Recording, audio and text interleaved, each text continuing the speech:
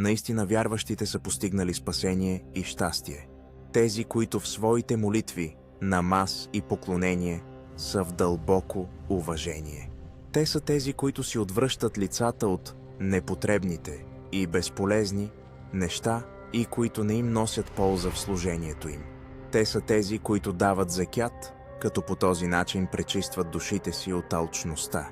Тези, които пазят своята целомъдрие, освен съпругите и онези, които са под тяхната власт, робините, заради отношенията си с тях. Разбира се, те не подлежат на упрек. Но който търси нещо отвъд това, те наистина са престъпващите границите. Отново те, които на поверените им неща, особено с Аллах, които имат, и после с други направили, обети доблестност, които са показали. Тези, които пазят своите молитви, подкрепата си към пратеника на Аллах, с имуществото и живота си и своето служене на Аллах.